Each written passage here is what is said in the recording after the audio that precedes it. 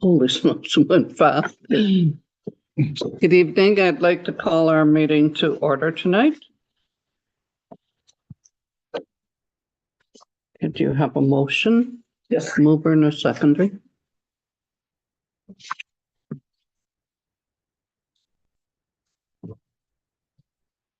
Moved by Councillor McInnes, seconded by Councillor Corbett, that this meeting be opened at 7 p.m. All in favor? Carried. Next we have the adoption of the agenda. Mover and a seconder.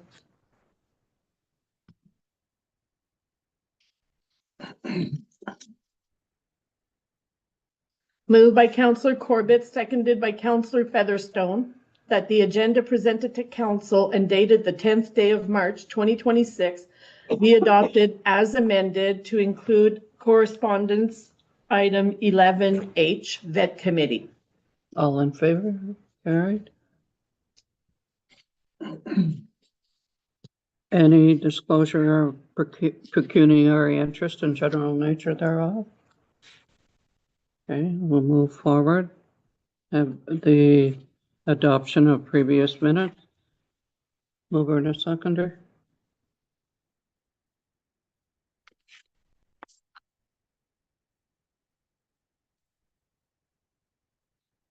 Moved by Councillor McInnes, seconded by Councillor Featherstone, that the minutes of the regular council meeting of February 24th, 2026 be adopted as circulated. All in favor? Carried. Next we have presentations and delegation. None for this evening. Nothing. And no question period. And before we move into the staff reports, I just wanted to mention, and I was told to be sure that I acknowledge our first responders with our fire department.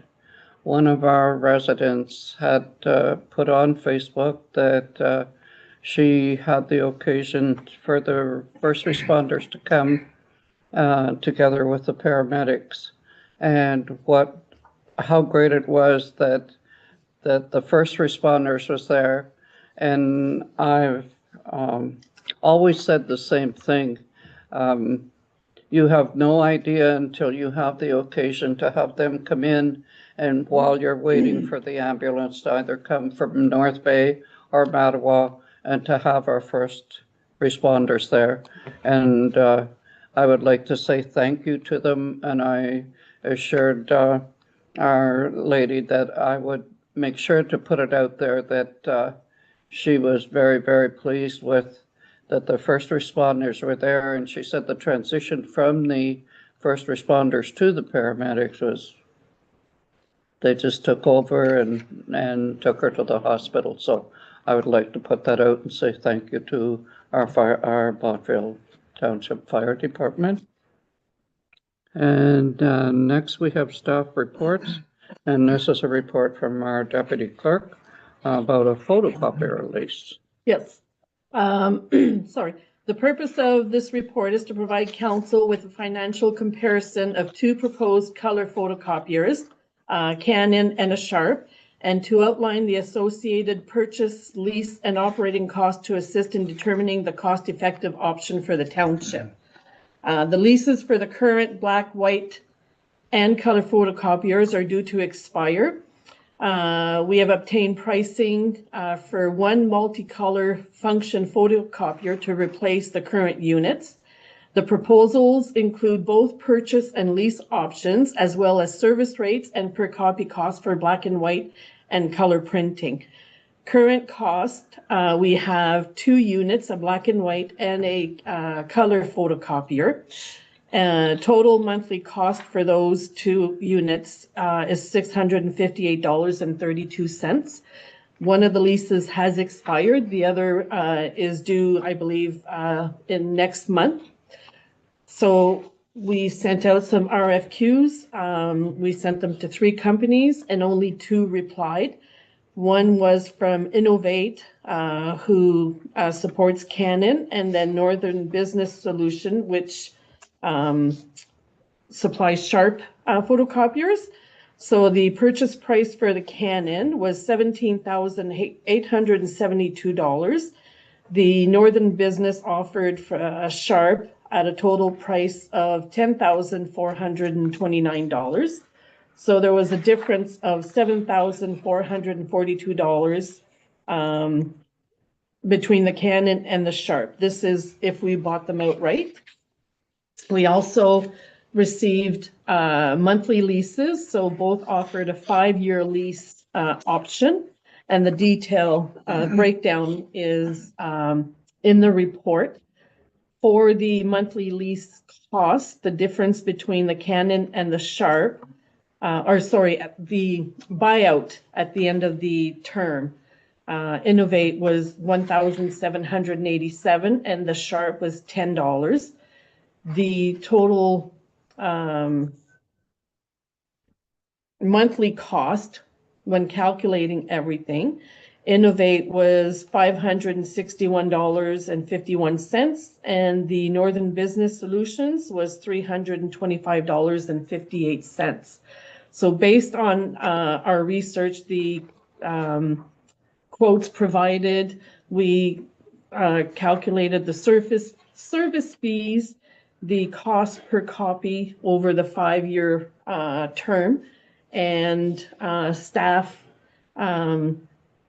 is recommending that we sign with a 60-month lease agreement with the Sharp photocopier through Northern Business Solutions.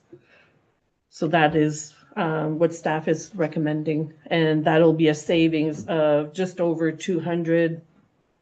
almost $240 per month between the two.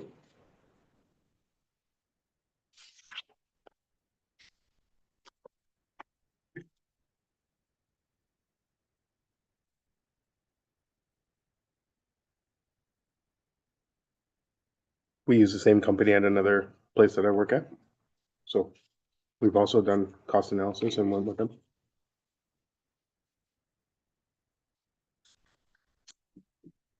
So you're recommending that we proceed with a 60-month lease? Yes. And with the lease, I see that there are service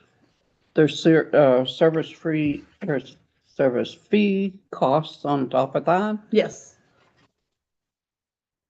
Well, it's all included in the monthly cost. It is included. It is yeah. included in the monthly.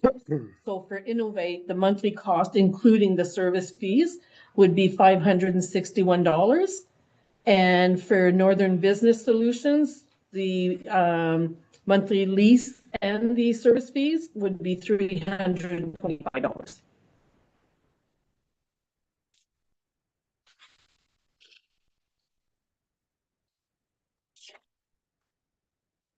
Oh, sorry. That's okay. So I actually ran the business case numbers myself. It's what I do for a living, my other job. And I came to the same conclusion you did.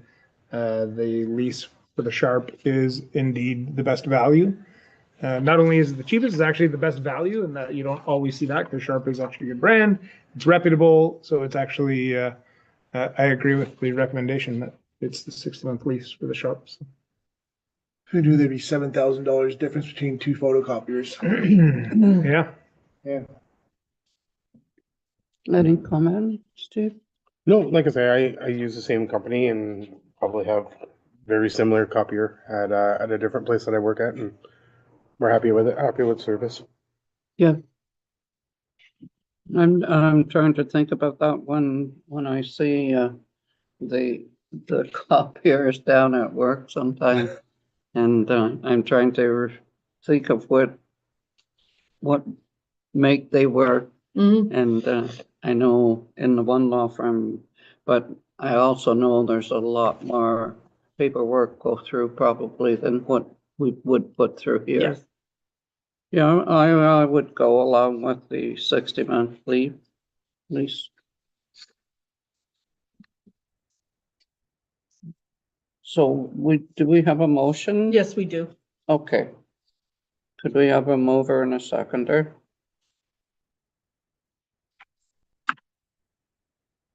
Moved by Councillor Corbett, seconded by Councillor McInnes, that council directs staff to proceed with a 60-month lease agreement for a Sharp photocopier through Northern Business Solutions. All in favor? Carried. Okay. Whoops. Next, we have the report from the CAO, Economic Development Intern.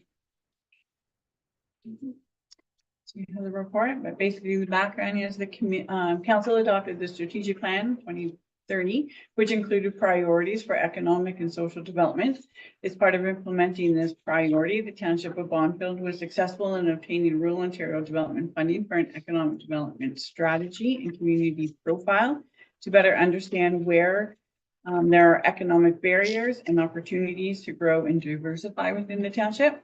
A request for proposal will be released to hire a consultant to prepare the strategy.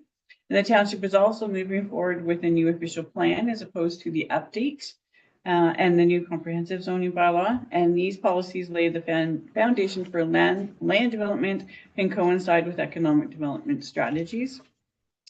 So the proposal I'm presenting is that the Northern Ontario Heritage Fund has a funding program for workforce development to hire 1 year with the potential of a 2-year extension internships.